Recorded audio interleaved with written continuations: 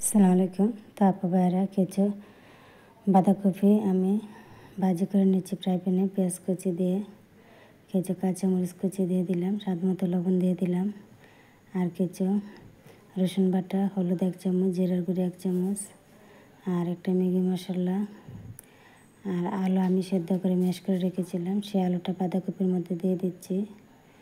সবগুলো মিলিয়ে আলুটাকে আমি চেপে চেপে মিলিয়ে নিচ্ছি। আলুটার সাথে বাঁধাকপিটা একসাথে মিক্সার করে নাড়িয়ে চাড়িয়ে ভাজি করে নিচ্ছি। তা আপু ভাইরা হয়তো বুঝতে পারতেছেন না আমি কী তৈরি করবো আজকে।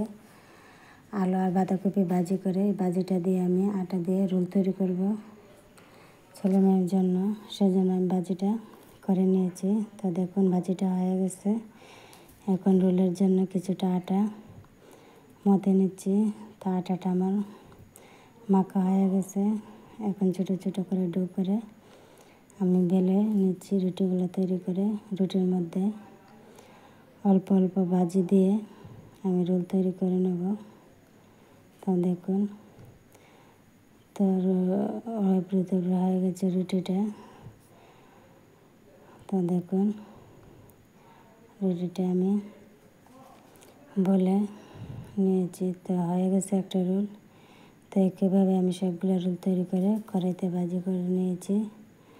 তো দেখুন রোলগুলা হালকা আছে ভাজি করে নিচ্ছি, আর এদিকে অল্প অল্প করে ভাজি দিয়ে রোল তৈরি করে নিচ্ছি। তো রোল তৈরি করে আবার সাথে সাথে ভাজতে দিয়ে দিচ্ছি। তো এইভাবে আমি রোলগুলো মুড়িয়ে মুড়িয়ে তৈরি করে নিচ্ছি।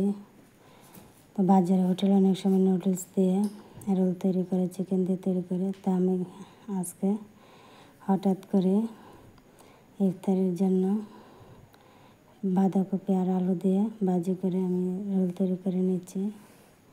তো দেখুন উল্টিয়ে পাল্টিয়ে 2টা রোল হয়ে গেছে। এখন এগুলো তেল ঝরিয়ে উঠিয়ে নেব। তো এভাবে আমি এই রোলগুলো তৈরি করে নিচ্ছি। আপনারা চাইলেও বাসায় এভাবে খুবই অল্প উপকরণ দিয়ে আলু বাঁধাকপি দিয়ে এভাবে রোল তৈরি করতে পারেন। তো আমি রোলগুলো তৈরি করে নিচ্ছি ছেলে মেয়ের জন্য। অসাধারণ একটি নাস্তা তৈরি হয়ে গেল আজকে।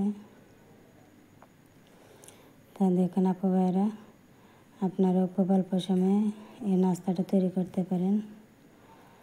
তো চমৎকার নাস্তাটা তৈরি হয়ে গেল আজকে।